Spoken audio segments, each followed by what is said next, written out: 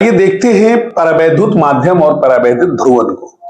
पहले ये जानते हैं कि परावैद्युत माध्यम होता क्या है। तो जैसा कि आप सभी को पता है कि वैसे विद्युत रोधी पदार्थ जो विद्युत के कुचालक होते हैं, चूंकि विद्युत रोधी है तो विद्युत के कुचालक होंगे, और लेकिन इनकी खासियत होती है कि जब इनके ऊपर विद्युतीय क्षेत्र आरोपित किया जाता है या इनको किसी इलेक्ट्रिक फील्ड में रखा जाता है तो इनके सतह पर कुछ इंड्यूस्ड चार्ज उत्पन्न होते हैं, प्रेरित आवेश उत्पन्न हो जाते हैं।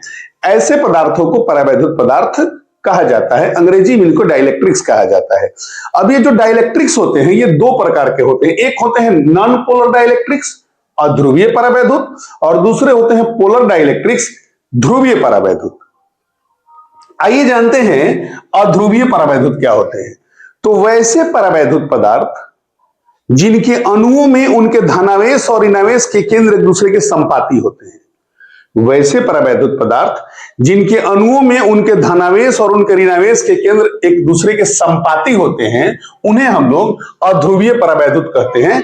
तो यहां पे आप देख रहे हैं, जैसे हमने यहां पे एक डायग्राम बनाया है, इसमें ये एक न्यूट्रल मॉलिक्यूल है और इसमें एक ही पॉइंट पे धनावेश और ऋणावेश दोनों के केंद्र स्थित हैं। तो जब किसी अणु में उनके धनावेश और ऋणावेश दोनों के केंद्र एक ही में होंगे, एक ही पॉइंट पे स्थित होंगे, तो उनको हम लोग नॉन पोलर डाइलेक्ट्रिक्स के रूप में जानते हैं। फॉर एग्जांपल CO2 और CCl4 कार्बन टेट्राक्लोराइड के जो अणु होते हैं वो नॉन पोलर होते हैं। इसके बाद जो हमारा है वो है ध्रुवीय परावैद्युत पोलर डाइलेक्ट्रिक्स। तो इसका डेफिनेशन ये होता है कि वैसे परावैद्युत जिनके अणुओं में धनावेश और ऋणावेश के केंद्र एक दूसरे के संपाती नहीं होते हैं, बल्कि उनमें थोड़ा बहुत इलेक्ट्रिक डाइपोल मोमेंट पाया जाता है, धनावेश और ऋणावेश के केंद्र जो होते हैं वो अलग अलग होते हैं, उन्हें हम लोग ध्रुवीय परावैद्युत के रूप में जानते हैं। जैसे H2O और HCl। H2O और HCl के जो मॉलिक्यूल होते हैं, अणु होते हैं, उनके जो मॉलिक्यूल की जो रचना होती है उनकी कुछ इस प्रकार रचना होती है। आप ये देख रहे हैं कि यहाँ पे धनावेश और ऋणावेश के केंद्र क्या है, दोनों अलग अलग हैं। तो बड़ा सिंपल सा ये टॉपिक है कि यदि किसी डाइलेक्ट्रिक्स के लिए उसके मॉलिक्यूल में धनावेश और ऋणावेश के केंद्र जो हो वो संपाती हो तो वो नॉन पोलर होता है, और यदि दोनों एक दूसरे के अलग अलग हो, धनावेश और ऋणावेश के दोनों केंद्र अलग अलग हो, तो वो जो होता है वो पोलर होता है। अब होता यह है कि जैसा कि आपको यह पता है कि जब किसी परावैद्युत पदार्थ के ऊपर या किसी परावैद्युत पदार्थ को किसी विद्युत क्षेत्र में रखा जाता है, तो विद्युत क्षेत्र में रखने के बाद क्या होता है कि विद्युतीय क्षेत्र के प्रभाव से, विद्युतीय बल के प्रभाव से उसके धनावेश और ऋणावेश के केंद्र अलग होने लगते हैं, यानी उनमें कुछ डाइपोल मोमेंट आना शुरू हो जाता है, द्विध्रुव आघूर्ण आना शुरू हो जाता है, और इस प्रक्रिया को परावैद्युत ध्रुवण कहा जाता है। जब किसी नॉन पोलर डाइलेक्ट्रिक्स को किसी विद्युत क्षेत्र में रखा जाता है या उसके ऊपर विद्युतीय क्षेत्र आरोपित किया जाए, तो विद्युत क्षेत्र के प्रभाव से उसके धनावेश और ऋणावेश के केंद्र जो होते हैं वो अलग होना शुरू हो जाते हैं। तो इस प्रक्रिया को कहा जाता है परावैद्युत ध्रुवण। यह क्रिया अध्रुवीय पे भी होता है और ध्रुवीय पे भी होता है। ध्रुवीय पे जब होता है तो आप ये देख रहे हैं कि यहाँ पे इनका डायरेक्शन जो है वो अलग अलग है, लेकिन जब इन पे कोई विद्युत क्षेत्र आरोपित किया जाता है तो ये एक प्रॉपर डायरेक्शन में आना शुरू हो जाते हैं। यदि इनको हम देखें तो इनकी रचना कुछ इस प्रकार हो जाती है। देखिए,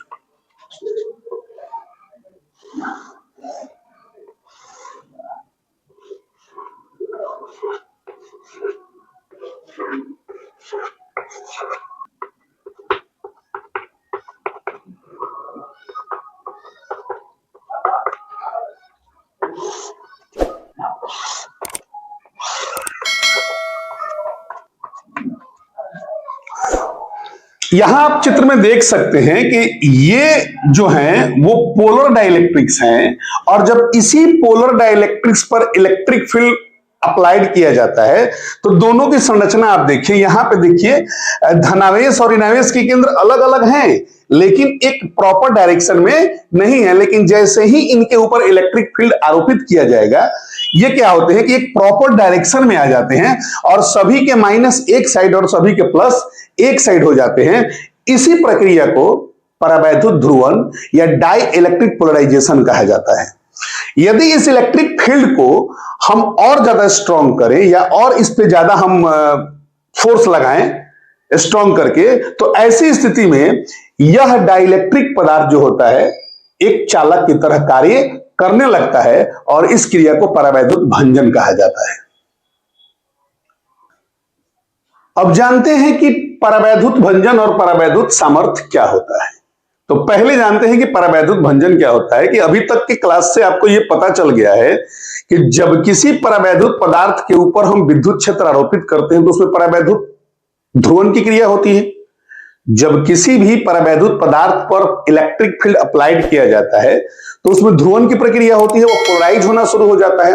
अब यदि इलेक्ट्रिक फील्ड की प्रबलता को बढ़ाया जाए, इलेक्ट्रिक फील्ड की इंटेंसिटी को बढ़ाया जाए तो ध्रुवण की क्रिया और तेजी से होने लगती है।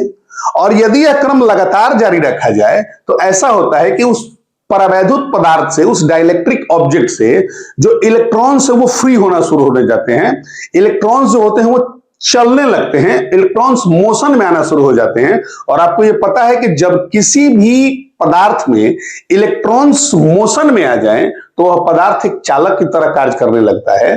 तो इस प्रकार कोई भी परावैद्युत पदार्थ में जब ध्रुवण की क्रिया होती है और ध्रुवण की क्रिया में विद्युत क्षेत्र की प्रबलता का मान इतना बढ़ा दिया जाए कि वह उस परावैद्युत पदार्थ से इलेक्ट्रॉन फ्री होना शुरू हो जाए, इलेक्ट्रॉन मोटिव हो जाए, यानी कि इलेक्ट्रॉन गति में आ जाए, तो इस प्रक्रिया को परावैद्युत भंजन कहा जाता है। और यही कारण है कि कोई भी परावैद्युत पदार्थ एक विशेष कंडीशन की स्थिति में एक चालक के जैसा व्यवहार करने लगता है। इस प्रक्रिया को हम लोग परावैद्युत भंजन कहते हैं। इसके बाद हम लोग जानते हैं परावैद्युत सामर्थ्य के बारे में। तो परावैद्युत सामर्थ्य के लिए हम डेफिनेशन देख सकते हैं कि किसी परावैद्युत पदार्थ के लिए विद्युत क्षेत्र की प्रबलता का वह अधिकतम मान, किसी भी परावैद्युत पदार्थ के लिए विद्युत क्षेत्र की प्रबलता का वह अधिकतम मान जिससे वह पदार्थ बिना भंजन हुए सह सकता है, डाइलेक्ट्रिक स्ट्रेंथ कहलाता है। मतलब यह हुआ कि यदि कोई परावैद्युत पदार्थ है तो प्रत्येक परावैद्युत पदार्थ के लिए एक उसका परावैद्युत सामर्थ्य होता है, यानी उतने इलेक्ट्रिक फील्ड को वह सह सकता है। यदि उससे ज्यादा किया जाए तो उससे इलेक्ट्रॉन जो होता है वो फ्री होना शुरू हो जाता है, यानी कि वह चालक की तरह कार्य करना शुरू कर देता है। फॉर एग्जाम्पल, एनटीपी पर शुष्क वायु का, सूखे हवा का परावैद्युत सामर्थ्य 3 गुना 10⁶ वोल्ट पर मीटर होता है। तो आपको यह बात पहले से भी पता होगा कि हमारी जो आसपास की वायु है यूं तो विद्युत की कुचालक होती है, ये विद्युत रोधी होती है, लेकिन यदि पर मीटर वायु के लिए हम इतना वोल्टेज लगा दे 3 गुना 10⁶, यानी कि लगभग 30 लाख वोल्ट का अगर वोल्टेज आरोपित कर दे, कोई विद्युत क्षेत्र आरोपित कर दे, तो इस कंडीशन में ये जो शुष्क वायु है वो विद्युत का सुचालक बन जाता है, यानी इनसे अब आवेश का प्रवाह होना शुरू हो जाता है। और इसका एग्जाम्पल हम कब देखते हैं? जब हमारे यहां आसमानी बिजली गिरती है, आकाशीय बिजली गिरती है। तो चूंकि आकाशीय बिजली का जो पोटेंशियल होता है वो बहुत अधिक होता है, त्वरित चालक होता है, और जब ये पोटेंशियल इस रेंज को पार कर जाता है तो वह अपने आसपास के वायु को क्या कर देता है? विद्युतीकृत कर देता है और उसी के माध्यम से होकर हमारी धरती पर आ जाता है। यह सब परावैद्युत सामर्थ्य और परावैद्युत भंजन के कारण ही होता है। तो आज के लेक्चर में, आज के वीडियो में हमने 2-3 चीजों पे बात किया। पहला किया परावैद्युत माध्यम तथा परावैद्युत ध्रुवण, उसके बाद परावैद्युत भंजन और उसके बाद परावैद्युत सामर्थ्य। उम्मीद है यह वीडियो आपको अच्छा लगा होगा। यदि वीडियो अच्छा लग रहा है तो वीडियो को लाइक करें, कमेंट करें और चैनल को सब्सक्राइब जरूर करें।